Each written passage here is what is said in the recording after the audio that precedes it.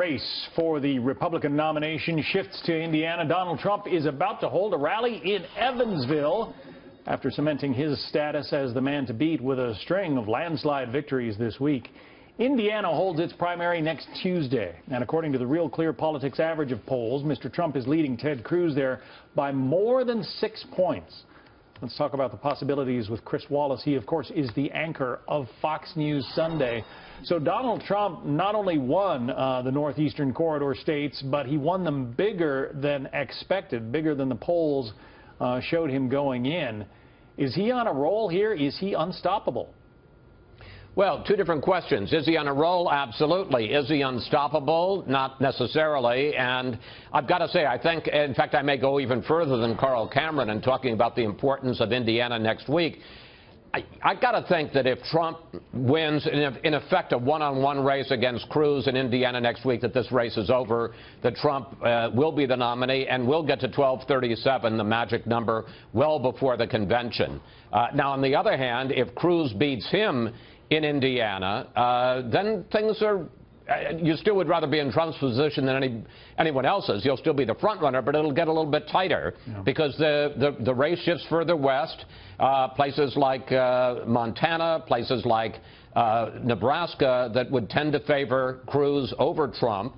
And then you get to California, and with the momentum stopper of I'm talking now potential, theoretical Cruz victory in Indiana, it gets a little bit tougher. You'd still rather be in Trump's spot, but that's why Indiana is so important. It is an opportunity for Donald Trump to put an end to this campaign. So let's pick apart the naming of Carly Fiorina as a potential vice presidential running mate if Ted Cruz gets to be the nominee.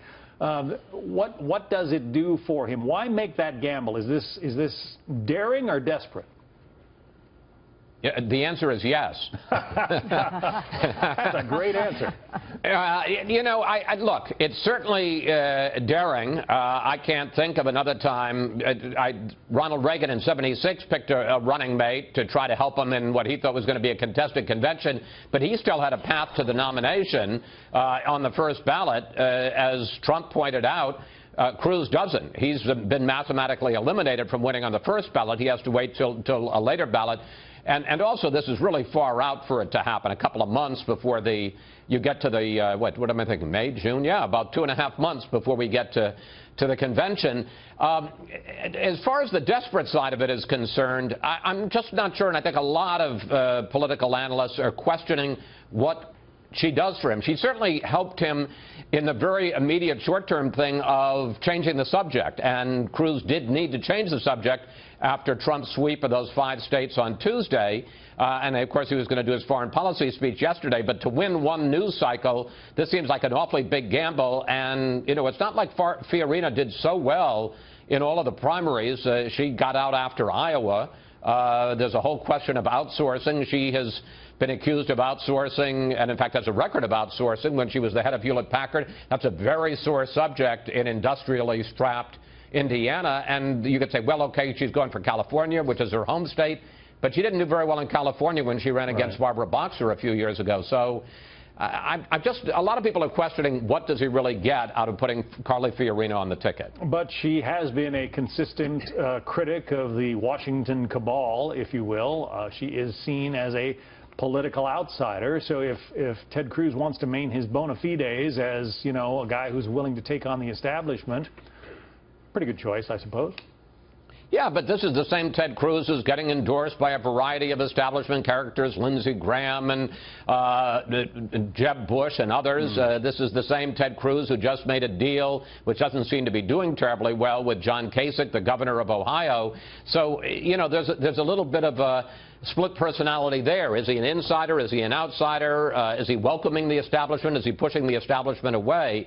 Again, it just doesn't give you a clear sense of what he expects to gain by Carly Fiorina and why it's going to make a difference on the ground, particularly in Indiana, in 5 days. Chris Wallace, anchor of Fox News Sunday. Chris, thank you.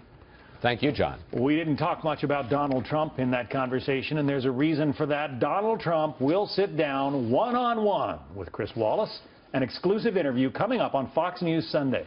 They'll discuss the state of the race and the stakes, of course, in Indiana. Check your local listings for where Fox News Sunday runs in your area on your local Fox station. It also runs here on Fox News Channel.